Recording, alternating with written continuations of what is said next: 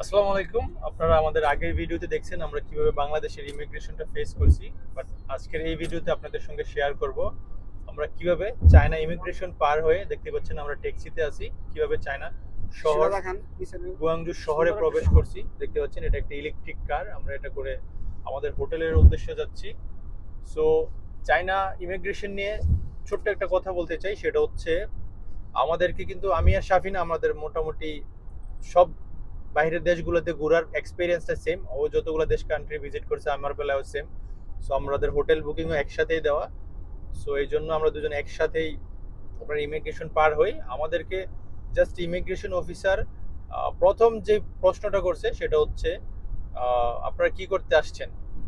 So আমরা বলছি যে আমরা যেহেতু বিজনেস ভিসায় আসছি, সো আমাদের উত্তর ছিল যে আমরা বিজনেসের জন্য আসছি।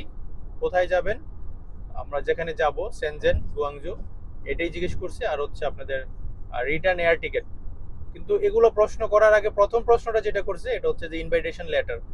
সো আমাদের কাছে নাই, আমি বারবার বলেছিলাম ইনভাইটেশন লেটার নিয়ে আসতে। শাফিনকে প্রশ্ন করছে যে ইনভাইটেশন লেটার আছে কিনা। ও কিন্তু একদম সরাসরি সঠিক যে উত্তরটা ছিল না।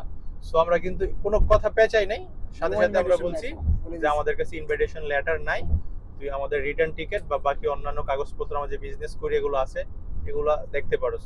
সো এই পেপারগুলো আমাদেরকে দেখলো এবং হচ্ছে আমরা যেই কাজ করি, যে আমরা যেহেতু বলছি যে আমরা বিজনেস করি ফোনের, দেন ও কিন্তু আমাদেরকে দেখতে চাইছে যে কি বিজনেস করি, তোর মোবাইলে এরকম কোনো ছবি আছে কিনা বা তোর প্রতিষ্ঠানের কোনো ছবি আছে কিনা। সো আমাদের দুজনের ফোনে যেহেতু আমরা সবসময় ভিডিও করি ফোনের, অনেক সময় কাস্টমারের হ্যাপি ক্লায়েন্টের ছবিগুলো তুলি, আমার ফুল ফোনেই কিন্তু ফোনের স্টোরেজটাই মূলত আমার বিজনেসের ছবি আর ভিডিও দিয়ে ভরপুর।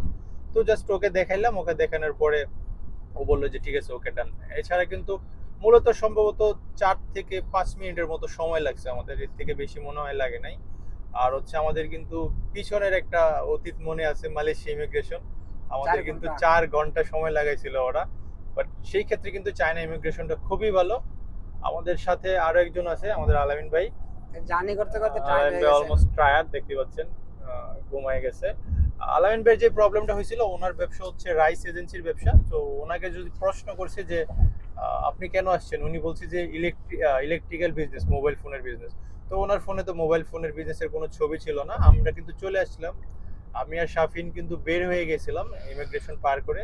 দেন আমার মনে হলো যে আলামিন ভাইকে আটকাইতে পারে, দেন আমি ব্যাক করে গিয়ে দেখি ওনাকে দাঁড়া করায় রাখছে। দেন হচ্ছে আমি আমাকে বললাম যে ও আমার শপে কাজ করে, দেখ আমার ফোনের ছবি এগুলো আছে। দেন কিন্তু আমাদের বের হয়ে গেল, খুবই স্মুথলি ছিল। আপনারা টেনশন করবেন না, যারা চায়নায় আসতে চান সঠিক ডকুমেন্টগুলো যদি নিয়ে আসতে চান, নিয়ে আসতে পারেন, সেক্ষেত্রে কিন্তু কোনো ধরনের কোনো প্রবলেম ফেস করবেন না। সবাই ভালো থাকবেন, ইনশাল্লাহ আরো নেক্সট ভিডিওতে আপনাদের সঙ্গে আবার অন্য কোনো বিষয় নিয়ে কথা বলবো। ভালো থাকবেন সবাই, আসসালামু আলাইকুম।